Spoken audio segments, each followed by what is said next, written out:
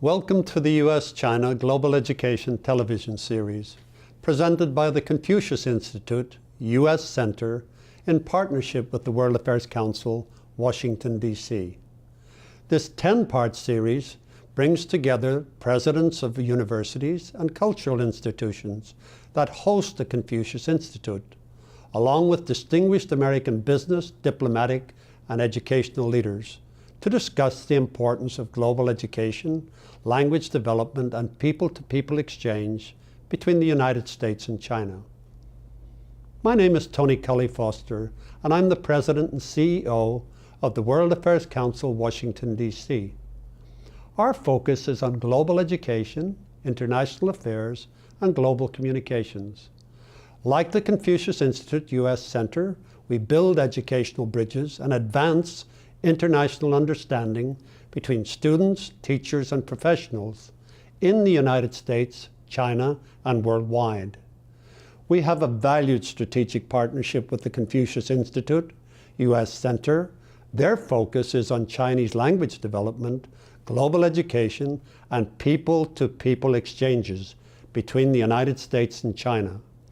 It's my honor today to be here with my friend and colleague, Professor Gao Qing, the Executive Director of the Confucius Institute U.S. Center, who will introduce our program today. Thank you, Tony.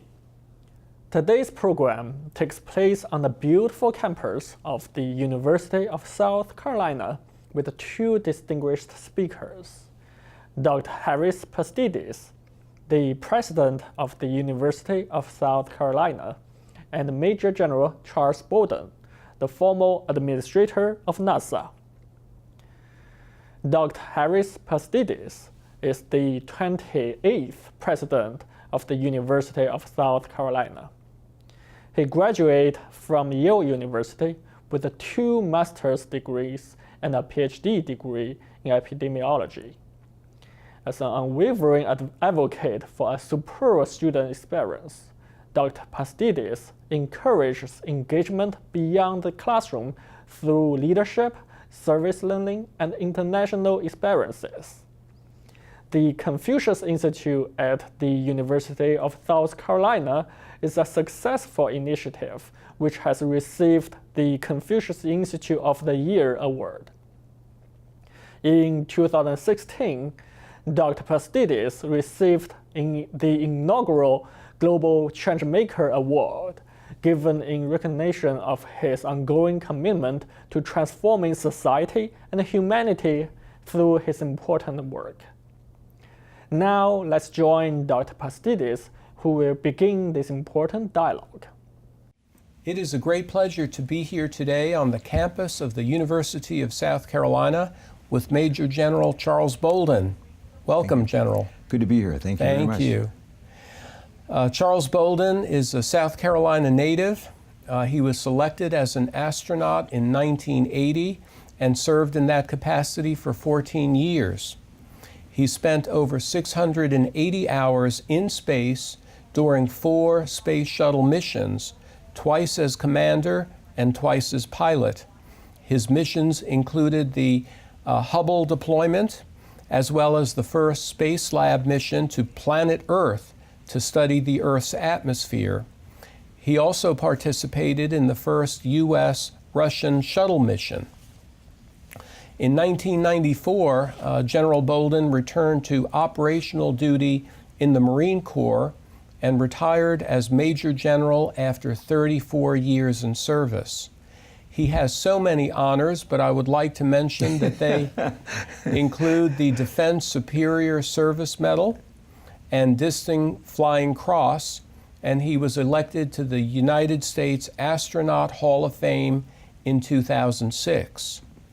In 2009, President Barack Obama nominated him to become the 12th Administrator of NASA, and General Bolden retired as NASA Administrator on January 20th of this year, 2017. So good to be with you back in your home state, General Bolden. Mr. President, it's so good to be here on the campus with you. It's a beautiful day in Columbia and a really beautiful day here on the campus of the University of South Carolina. We always love to have you home, of course, and you are so well traveled around the world. Let me start with a question, though, about China.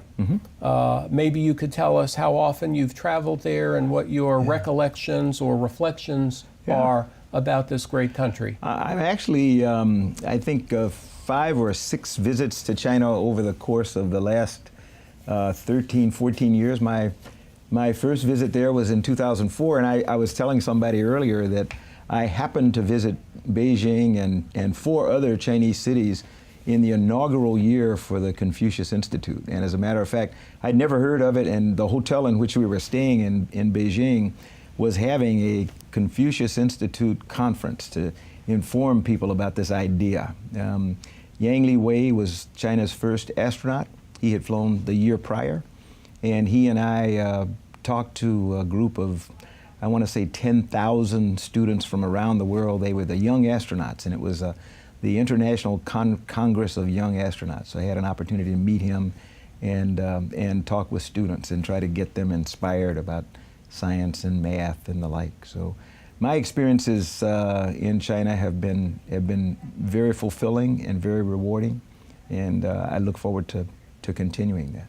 I wonder whether it's hard for Chinese and American astronauts and scientists to work together, given the cultural barriers. Of course, we were allies in the Second World War, but you know, are there barriers, or how does that work? I mentioned a little bit earlier that my first trip to China in 2004 was actually due to the work of an organization called the Sino-American Aviation Heritage Foundation.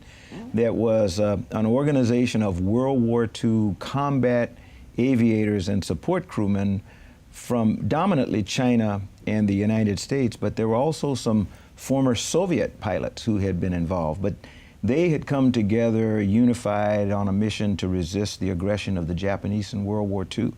And as they were beginning to die off in this new century, they felt that just as they had found the value of collaboration and partnership and getting to know each other in World War II, it was incumbent upon them to try to impress the younger generation at the importance of doing something similar. And since space seemed to be the next frontier, and China now had their own astronaut in Yang Li Wei, why not try to bring us together?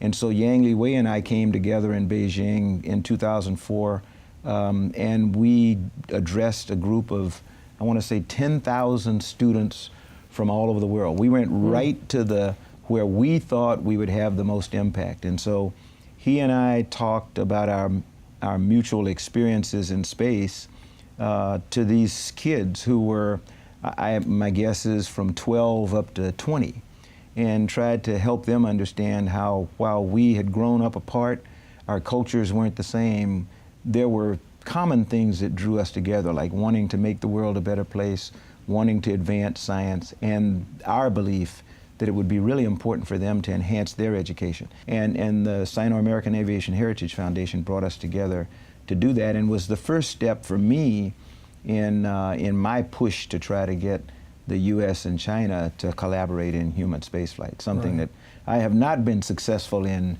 yet, but I think one of these days. I have been to China several times as well. We are honored at this university to be home of one of the Confucius Institutes in North America. And I can tell you that it has made a very, very important impression on our students and our professors, and even on the broader community who, before the Confucius Institute came, knew less about this very important friend and very important world power.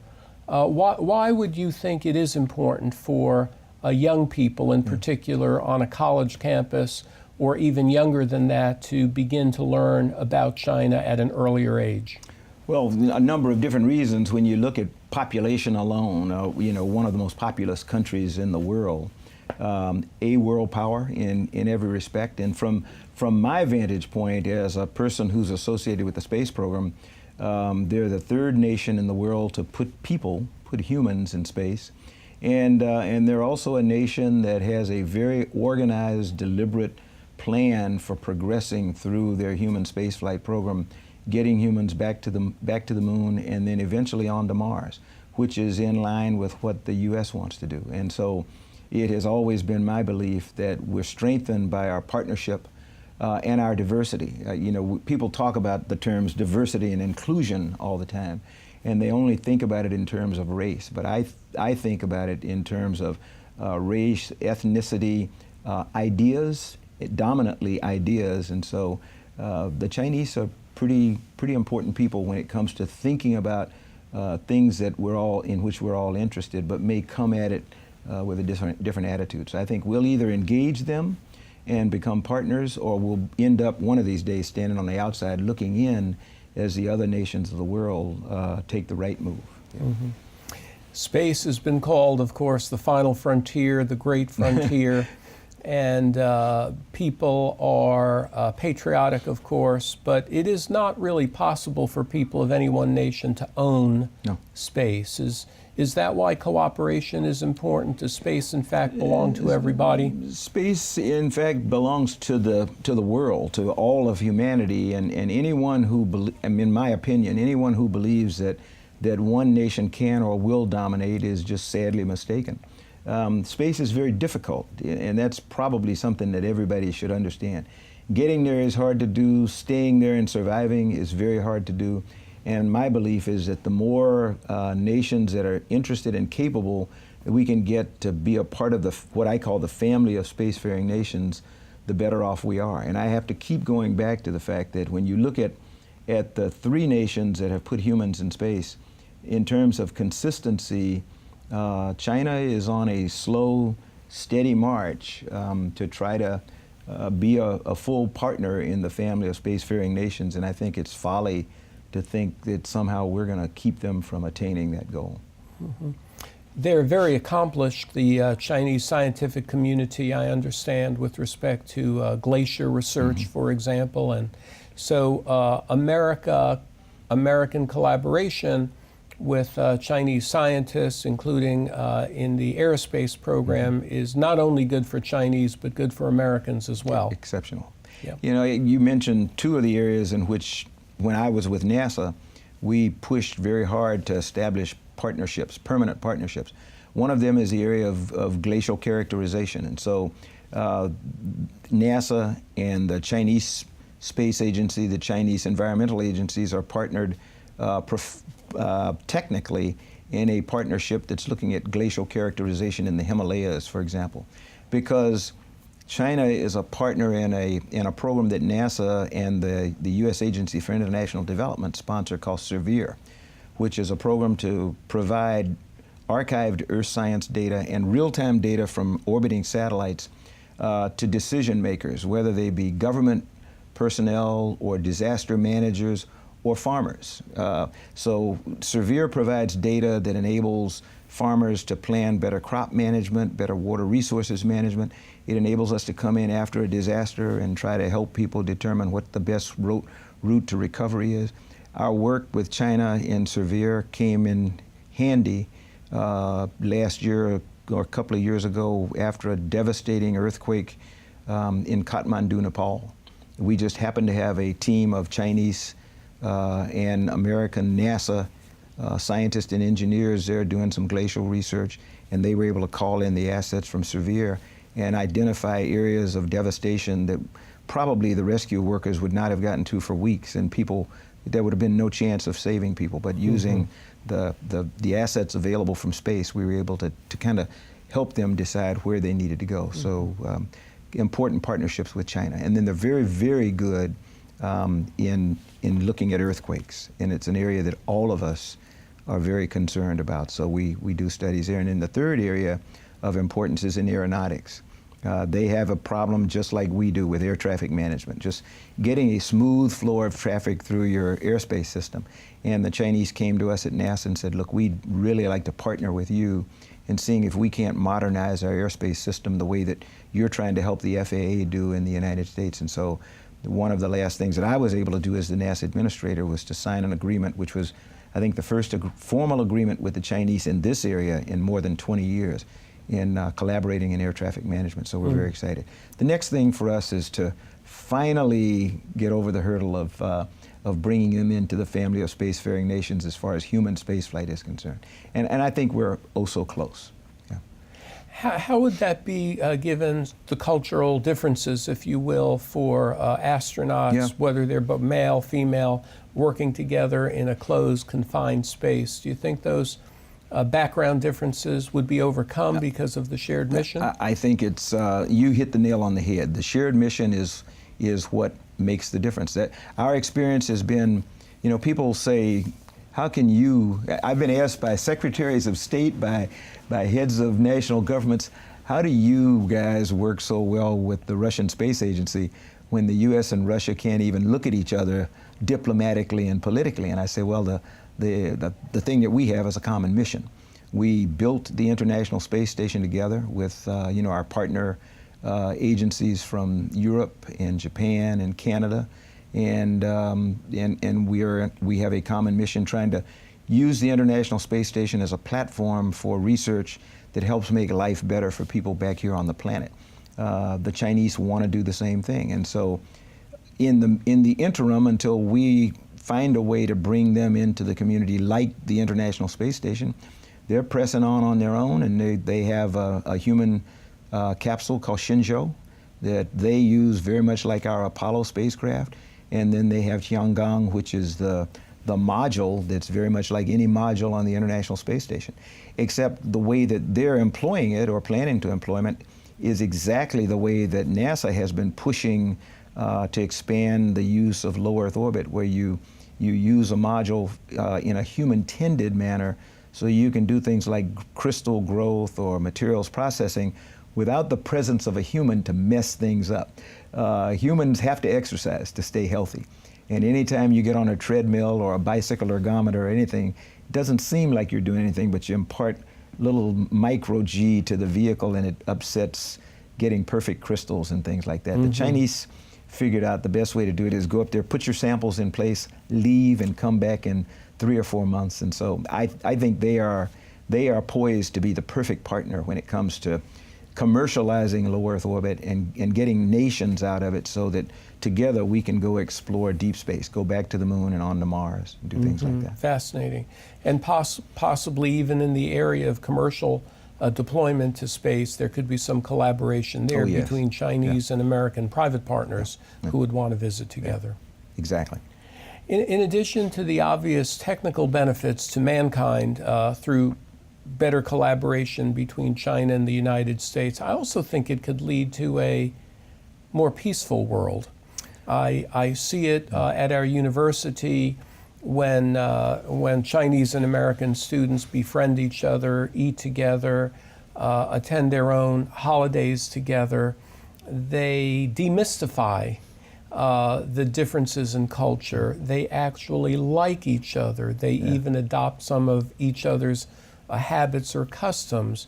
Don't you also believe that this could all lead to a better and more peaceful world? It's interesting you raise that subject, because in 2010, when after I had become the NASA administrator, and in my first full year, President Obama and then President Hu met and decided that they were going to reactivate the U.S. China joint work together and what they call the joint dialogue.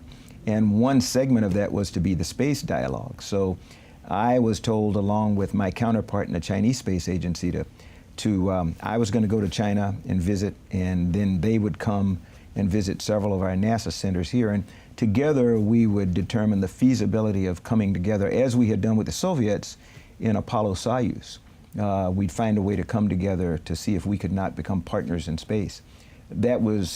The trip was incredible. We got an opportunity to see everything that the Chinese had, went all the way out to the Gobi Desert, met some of their astronauts in training, and actually went on the launch pad to see how they operated. And it was all, I mean, it was just a natural fit, the way they do everything and the way they train their astronauts and their attitude. I took Dr. Peggy Whitson with me, who some people will recognize the name because she just recently came back from a 10-month stint on the International Space Station, her third long-duration stay. She was chief of the astronaut office at the time, the first woman to do that, and the first non-pilot to be the chief of the astronaut office. And the Chinese women, China had just selected their very first group of female astronauts. And they came out and they were mesmerized. They knew who Peggy Whitson was. And to them, Peggy Whitson was a role model. The other thing is, I talked about diversity and inclusion earlier. I've always found that when you open yourself up for ideas that are different than yours, whether they be in philosophy or politics, or it makes no difference what, you may find that you're wrong about something, or you may find that you're not as smart as you thought you were about something. So I think the sooner we can begin to collaborate with the Chinese, the better off we're going to be in determining what's the optimum way to really expand human presence beyond low Earth orbit. How do we get back to the moon again? People say, you know, we went to the moon almost 50 years ago. Why is it so? Why can't we just do it again? We can't because it's hard, for one thing, and it's expensive. And I think in the Chinese, we would have a partner that, one, understands how hard it is and is willing to go through the risk and the determination to do it, and also has the money to be of assistance to us. So all kinds of reasons to do it that I think far outweigh any disadvantage or any risk of, of working together. Well, you know, you talk about going back to the moon. What about Mars? I find that our own students are energized by that. They can see it. They look through our telescope on campus, the red planet. Do you think is it a matter of time, or is it whether humans will get to Mars? I think it's a matter of short time. I actually believe that in the 30s, humans will find that we finally get to the Martian environment. The plan for NASA right now with their deep space exploration program, and it's not just NASA, it's NASA and our international partners. It's the partners on the International Space Station plus other nations like the UAE and Jordan, countries that are not a part of the International Space Station but are gradually becoming members of the family of spacefaring nations, and they all want to be involved. Students, we find, tend to prefer Mars because they understand the challenge, and they understand that technologically there's a lot less to overcome or to do to go to the moon, and they want to do the hard thing. Sort of like going back to what President Kennedy said in his Rice University speech, in his speech before the Congress: we choose to go to the moon not because it's easy, but because it's hard. Indeed. And students really want to be challenged, and so they see Mars as the ultimate human challenge right now, and I think we'll get there in the 2030s. And they like to challenge their president, by the way, on the hard things, never on the easy things. I can only imagine. Yeah, parking is one of those. But you used the word essential before. How, if you're telling an audience why it's essential for us to go to Mars, not a matter of curiosity or pride, but why is it important for us to explore? We can use robots to do almost anything today. And let me say, first of all, it's essential for us to be exploring our solar system and the universe. One reason is we don't know a lot about our planet. We don't fully understand, Earth and its formation and everything. We know a lot, but there are still things that we don't know. When you look at a planet like Mars, which is, in most people's estimation, the only reasonably possible planet on which humans can exist for a variety of reasons. Mars used to be similar to Earth, and today it's a barren, cold planet. It has no magnetosphere, so that's the protective shell around it, like a walnut shell, that protects Earth from bombardment by radiation. It's what allows you and me to just sit here comfortably and not worry about anything except suntan. But Mars is losing its atmosphere very rapidly because somewhere in its multi-billion-year history, its magneto in the planet got turned off, so it doesn't have that protection. We'd like to know, if we can, what happened? How did it get to be the way it is now? Is there something that we can do today that will keep Earth from becoming like that? And nothing we're trying to study is going to affect you and me, because we're talking about hundreds, thousands, millions of years. For some people, they say, why should I care? Well, we should care because it's about the future of humanity. And so I think by allowing ourselves to get to Mars with humans, we can do things that a robot today just doesn't know how to do. It can't look around and see something that is strange or curious and pick it up and say, I'm going to take that home. It'll do what you tell it to do or what you program it to do, but it doesn't yet know how to do logic and reason and say, I know they said don't bother that, but that looks too good. I'm going to take it home. So that's one of the reasons I think it's essential for humans to go. Just like we need to continue to study asteroids and the other planets. We've got the James Webb Space Telescope that's going to launch November of next year. A robotic vehicle, but it's going to revolutionize our understanding of the universe. It's going to dwarf what we learn from the Hubble Space Telescope. And there again, it's really important to partner with as many nations as we can who do similar research. The Chinese, they fit the bill. So for all those reasons, I think we want them to be partners with us as we continue to explore the universe. One reason I'm excited about our Mars program is that it can turn on young people. Just like the solar eclipse that we had in the United States recently, I found a resurgent interest in understanding it, how it could be, rotation, revolving, and I think with the Mars program we can turn on young people again to study these things. How did you, as a boy or as a young man of humble beginnings, I know you had a solid family and your father was an educator and your mother a learned person, but what made you turn toward space and that kind of thing? How did you get to where you are today? I will tell you the story, and then I will advise any young people looking at it, do not use me as a role model. You do not want to do it the way I did. I stumbled into everything, and I literally mean I stumbled in. I grew up here in Columbia. And I was always interested in math and science. I had incredible teachers. So along with my parents, I was always motivated toward education and science and math. I decided as a 7th grader, watching a program on television called Men of Annapolis, that I wanted to go to the Naval Academy. I did not go to the Naval Academy to become a Marine. In fact, the two things I knew when I left Columbia was I was not going to be a Marine, and I was definitely not going to fly airplanes because that was inherently dangerous. And the person who impressed me the most in my 4 years at the Naval Academy was my first company officer, a commissioned officer by the name of John Riley Love, who was an infantry officer. When it was time to graduate, I said, I want to be like him. He was unbelievably tough, but eminently fair. He was very much like my dad, who had been my high school football coach. And I came into the Marine Corps to be an infantry officer, but found out I really didn't like crawling around in the mud, and my wife kept pushing me to go to flight school, so I said, okay, what the heck, I'll go do it. First time I got in an airplane and lifted off, I fell in love with it. Decided I wanted to be a test pilot as a result of having an instructor who was a test pilot and a Marine.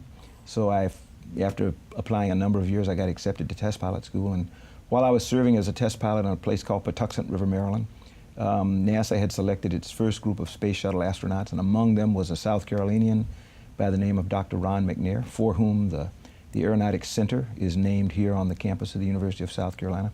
And Ron came to town. He had grown up in Lake City, a place that's not much bigger than the studio in which we sit. And but he knew from the time, as long as he can remember, he was going to be an astronaut.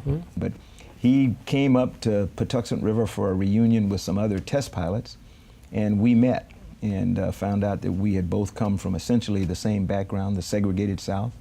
And Ron talked to me about what it was like being an astronaut candidate, because he had only been there a year. And as he got ready to leave at the end of the weekend, he looked at me and he said, okay, are you going to apply for the program? He could see that I was excited. I said, not on your life. And he said, why not? I said, they'd never pick me. And he looked at me and he said, that's the dumbest thing I ever heard. How do you know if you don't ask? So I stumbled into doing what my mom and dad would have had me do, which was pick up a pen and paper, apply for the program, and take a chance. And so Ron embarrassed me into applying, and the Marine Corps nominated me. I interviewed, and I was selected in the second group of space shuttle astronauts. So everything that I have done to date, I really credit. It all started with my mom and dad, but this last little piece would have never happened had it not been for being inspired by Ron McNair. Amazing. Yeah. Well, we all have mentors, and nobody gets to where they're going alone. Yeah. And in your case, you talked about family, teachers, and a peer, somewhat older peer. He was younger than I was. Oh, he was younger. And the good part about that is when we talk about mentoring, I have to explain to people, Mentoring is not about age. Mentoring is it's about experience, and it's about motivation and everything else. And I always told my Marines, and I told everybody at NASA, do not be afraid to ask a question of a subordinate. And of course, Ron McNair lost his life, gave his life, along with his colleagues, of course, in Challenger. But even at that, you and your peers, you were not dissuaded, even staring the risk in the face. You did or did not ever say, maybe this is for someone else, maybe not for me. Yeah, I actually did say that. Because I had flown the flight immediately before Ron's fateful flight. In fact, we landed on the 18th of January, 1986, and we lost Ron and the crew on the 28th. So 10 days later, we lost Challenger, and my life kind of came apart. So I went from way up here to way down here. And I did ask myself, is this really what I want to do? For about a nanosecond. Mm-hmm. And for people who don't know, that's really short. I mean, that's like really short. And I said, why am I asking this question? Of course, this is what I want to do. You know, and I would not dare insult the memory of Ron and his crew by stepping away just because I was worried about something. I said, this is what I came here to do. And I went on to fly 3 more flights after that. And I felt very proud every time I had an opportunity to fly and carry on the work that Ron and his crew members on Challenger had begun. And you've gone on brilliantly and unselfishly, not only as an astronaut, but more recently as an administrator of our nation's space agency. So much about space exploration is hinged and depends on mathematics and, of course, other scientific disciplines. We find here our Chinese students who come to UofSC are so well prepared in math and in related scientific and technical fields. Why do you think that the Chinese either emphasize or succeed at earlier ages in these technical disciplines whereas more Americans maybe lag behind a little bit? Unfortunately, my limited experience, we actually lived, my wife and I lived 2 years in Japan, so totally different culture, but, well, not totally different. There are very fundamental similarities when you talk about roots to the culture, but our experience was that from the parents, academic excellence is very, very important. It is drilled into kids that they've got to succeed. You know, they start from a very early age. The elementary school you attend determines which middle school you'll get an opportunity to attend, and that determines which high school you get to go to, which then determines in exchange which university you were going to go. So they start thinking at a very early age about how they want to go through life, and it's a different mentality than we find here in the West, particularly here in the United States. So I think they're focused on education and understand the value of it, and they figure they'll let their hair down, so to speak, and they'll relax once they attain the goals that they're seeking professionally. Well, let's go. We've been talking about science and technology a lot, but let's come back to culture and language. Here at our university, the Confucius Institute provides trained professionals who help our students who are thirsty to learn the Chinese language, not only at the university, but even in the local community schools. Do you think it's important to study a language like Mandarin, Chinese, or other languages? Why is it important for young people to try to master something what we would call foreign? I think it's, again, and here is I'm going to tell people don't follow my example, but as a result of my failure to become a linguist, I think it's critically important for every child to be multilingual, to at least know some other language other than their own. And it's not for the sake of being able to speak multiple languages, it's for the sake of everywhere that I know of where we teach a language, we also teach culture so that people understand the origin of the language. I think it really benefits an American student who's trying to take any other language, but particularly Chinese, to learn something about the richness of the Chinese culture, to learn about things like, if you're talking about what nations are warfaring nations and what nations are not warfaring nations, to learn about the emperor who withdrew the Chinese fleet and burned it because he feared that China would attempt to become masters of the sea and would become a warfaring nation. You know, that's something that I think when someone learns that, okay, we're not talking about a people that just want to go out and conquer everybody and everything. Not everything's perfect, but it's the cultural understanding that I think is among the richest parts that comes out of the study of the language. And you mentioned young people again. I see over and over again the impact of the Confucius Institute here at our university. First of all, there is a magnet school in Columbia, South Carolina, where the Confucius Institute instructors go and help the little children learn to speak Mandarin, to speak Chinese. And because of that, the parents become interested, and now the parents are taking language lessons as well. And they participate, especially around the New Year. They dress up in traditional Chinese costumes, and these are American children, and sometimes they're international children, neither from China nor from the United States, who participate and learn the customs. So I can't tell you how many children have been touched by our institute. And then within the college population, I would say not only hundreds, but more likely thousands of USC students have had an opportunity to be influenced by the Confucius Institute. So and I think it works both ways. We send American students to our partner, the Beijing Language and Culture University, and they stay in the residence hall there. They eat the same food as the Chinese and the other international students, and they come back really ready to navigate the world. So much of business and these giant trading partners, for example, benefit from, even if you cannot speak the other language, to understand the traditions and the customs. That is a vital part of doing business with each other. And so we hope that this will continue to be fostered and that this movement will grow, as I know you hope your successor at NASA. And we hope that the space programs will continue to work more closely. I'm pretty confident that will happen. I think it's inevitable. You know, for one thing, I am a true believer in engagement.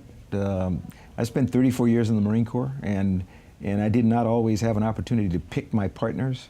And frequently our partner were people that we otherwise would not have associated ourselves with, but because we needed them and they needed us to bring about some stability in a part of the world, and you went through this process of engagement. You know, I think one of the advantages that you probably have here on campus with the Confucius Institute is that you will probably have some students, and you may have already had stories like this, you will probably have some students come to this campus from little bitty towns around the country where all they've ever heard from their parents was how bad the Chinese are and how you've got to stay away from them and we've got to beat them and things of that nature. And coming here on campus, where whether they participate in the Confucius Institute or not, but having the opportunity to associate, to engage, they find out, boy, that's not exactly what I was told. That's not exactly the person that I was led to expect or I believed.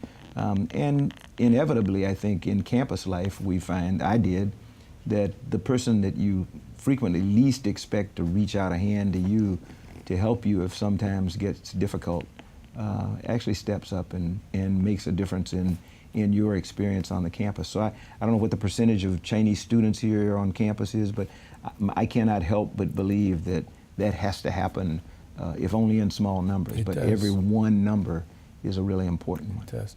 Half of our international student population comes from China. That's roughly 1,000 students who are here. Many of those are in graduate programs, and most of those are in engineering, but by no means only. We have Chinese students across the gamut of majors that we have at the university. So, and they do very well. They're very dutiful, they're very hardworking, but they also become, if I may say, gamecocks. You know, the gamecock is our university mascot. and they wear the garnet and black that we wear. They enjoy the athletic and cultural opportunities, and I still get letters from them when they return home.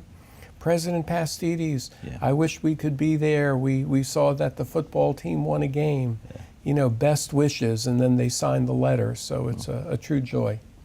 You know, one of my trips to China, with another university that does not have a Confucius Institute, I must say, and I've got to talk to them. Okay. But we actually took a group over, and what was done was, because of the significant number of alums who had gone back home to China and had become successful businessmen or successful attorneys or scientists or doctors or the like, each of them sponsored a couple of us who had come in this group. And so for a period of about a week, we were shown around Shanghai or Beijing or even Hong Kong and Macau, different aspects of Chinese culture. And I remember, because I had chosen medicine, aeronautics, and education as the three areas that I wanted to see, I can remember my group went into a courtyard. Actually, was what it would look like, say, in New Orleans or somewhere.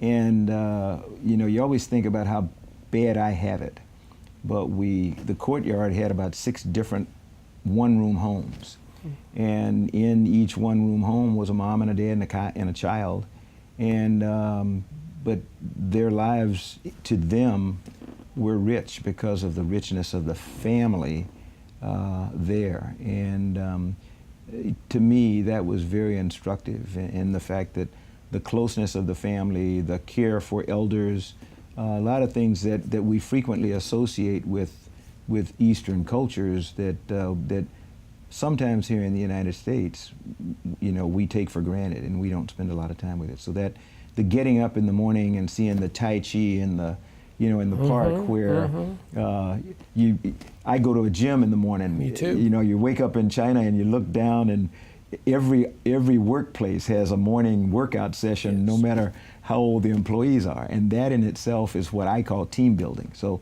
that is an aspect of the Chinese culture that I would love to bring back here and put into every company in the United States. Absolutely.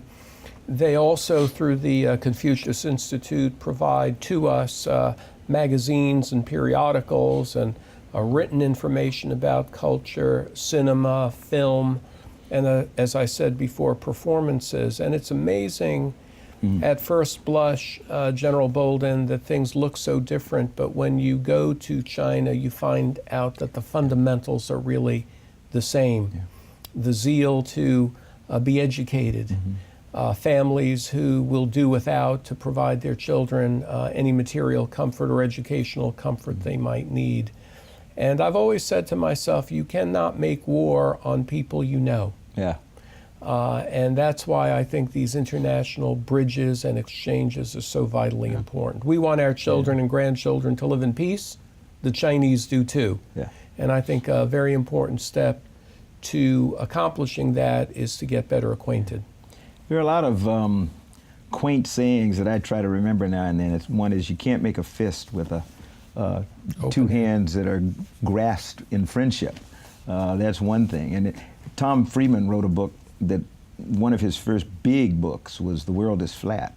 And in The World is Flat, he talks about the McDonald's theory, that you will not go to war with a business partner. You know, so if there's a nation with whom you've formed legitimate business partnerships, the chances of your going to war are pretty slim. And go back to the beginning of our conversation. I think if you're engaged in a common mission, and that mission happens to be for the benefit of humankind, the way that it says in NASA's vision, you know, in our vision we say we reach for new heights to reveal the unknown so that all we learn and know benefits all humankind. That I have found is essentially the mantra of every space agency in the world. And I'll tell you a short story, and it was I had the privilege of being the commander of the first joint Russian-American shuttle mission. It was like Tom Stafford commanding the crew of you know, the Apollo-Soyuz mission, the U.S. part. And so I was working at NASA headquarters in Washington, D.C. at the time that that my boss came in and said, okay, we want you to go back to Houston and begin to train for another mission. And I said, oh, great. You know, what's it going to be? And he said, well, it's the first joint Russian-American mission in preparation for sending an astronaut to Mir. I said, forget it. I said, I'm a Marine. I've trained all my life to kill those guys, and they've done the same thing. I do not want to train and fly with any Russian. And he said, okay, calm down. He said, there are 2 guys in town, 2 cosmonauts, and they are here. We'd like for you to go have dinner with them tonight and then come back in the morning and tell me what you think. And so I did. There was Sergei Krikalev and Vladimir Titov. Sergei was a young engineer, aerobatics champion in Russia, spoke fluent English. Vladimir was a MiG-21 pilot, colonel in the Russian Air Force, so he had done exactly what I said, spoke not a word of English. So Sergei was our interpreter for the night. We spent the entire night and we talked about family, and we talked about what we wanted for our kids, and how we could make the world better. I went in the next morning and I said, okay, forget what I said. Forget what I said. I'm all in.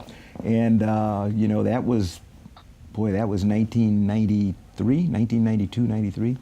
And our families have been friends since, and will be lifelong friends. And, you know, we go back and forth. Today, Sergei actually is the head of human spaceflight in Roscosmos, in the Russian Space Agency. So he and I have had an opportunity to continue our partnership. And I think I've told people several times, one of the reasons that I believe NASA and Roscosmos and the Russian Space Agency get along so well, and one of the reasons that I can go to China today and sit and talk with the head of the Chinese Space Agency, and we can talk about things that we would like to do, is because we have formed bonds of friendship, that we have taken the time to understand each other and see what each other's motivations are, and understand where the differences are, but also understand that, you know, that's good. It's important for people to have different opinions about things if you want to make sure that what you get in the end is the best product possible. The more diverse your team, the better the result is going to be when you put them together. Indeed. At a more fundamental maybe level, and certainly at a lower level, I remember my first year in the presidency, there was a young woman from Dillon, South Carolina, who had a roommate from China. Ooh. And at first she was curious, would it work out, and even contemplated a request to have a new roommate. But they stuck it out, and they became and are lifelong friends. At the first Thanksgiving, the Chinese student came to Dillon, South Carolina, and enjoyed for the first time in her life, she said, fried turkey. And later in their career, the young lady from Dillon went to China, to Beijing, and had dinner with the Chinese, with the parents of that young lady. And breaking down barriers, I think, and achieving new opportunities for harmony is what this global dialogue is all about, and why we're so proud to have the Confucius Institute here. Did you ever pick up any Mandarin, or? I did not. Okay. That's why I said I do not want anybody to follow my example. I am the world's worst linguist. I struggled to learn Russian in getting ready for our flight. The good thing was we didn't have to.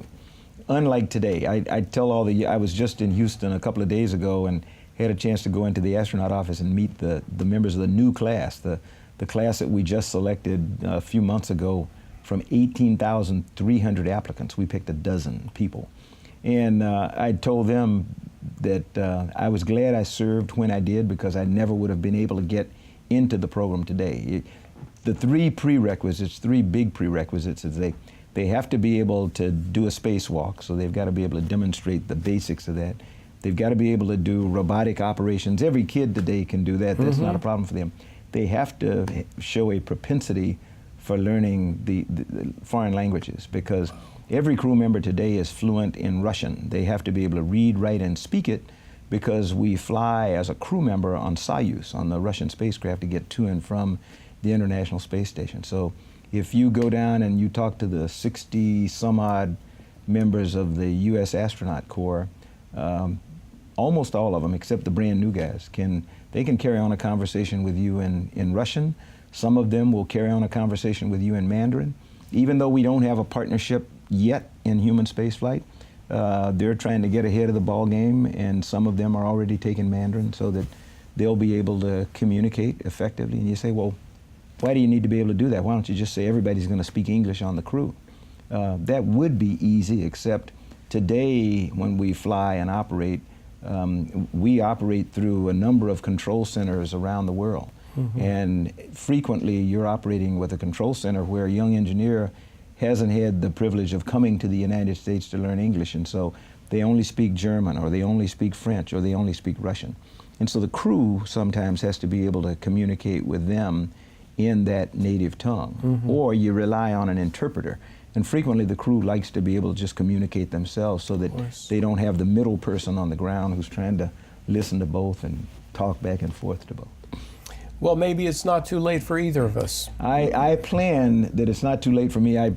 Before Senator John Glenn, the late Senator Glenn, passed, he and I was living and working in Japan when he flew his final space flight at the age of 77. And when he and his crew came to Japan, to Tokyo, it was mad. I mean, they went berserk because he was a hero there as much as he was here in the United States. And his old F-86, I want to say, stood on a stick at Yokota Air Base, one he had flown in the Korean War. And so he was a big hero in Japan, and he was 77 when he flew his space shuttle mission, and I told him I wanted to fly again. He said, not until you're 77. so I'm counting down the years. So. You have a long way to go, but Major General Charles Bolden, Astronaut Bolden, NASA Administrator Bolden, it's been a pleasure talking with you today. My pleasure. I think that the people of both of our nations will benefit from this. And let's remember that bilateral relations between our two great countries is a key ingredient not only to technological breakthrough, but to peace and friendship. Yes, sir. I agree with you fully. Thank you very much. The hospitality has been great. Great being with you. Thank you.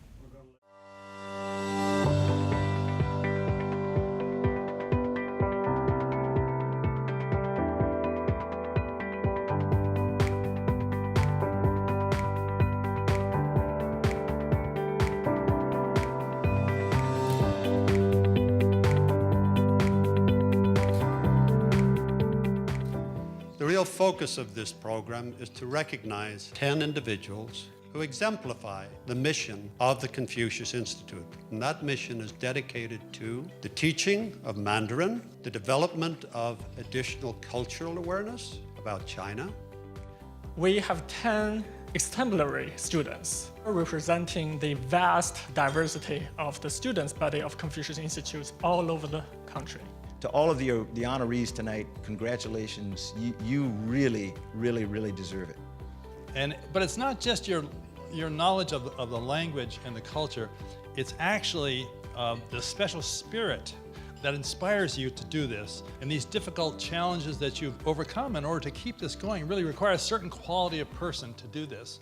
If we in America are going to compete on the global platform, we need everybody in this room, and we need more than everybody in this room, to be able to feel comfortable in a different culture, in a different context. There are not that many people who really feel comfortable in a Chinese context, and I hope that each one of you in this room knows how lucky you are to have a Confucius Institute as a bridge. People need to relate on a human basis, and when you feel comfortable human to human, people to people, you're going to be a huge success. My mantra, my number one belief is that there is nothing better than engagement. That's the way I live. If you are engaged in a common mission with the people with whom you work throughout the world, no one can stop you. We need everybody in this room.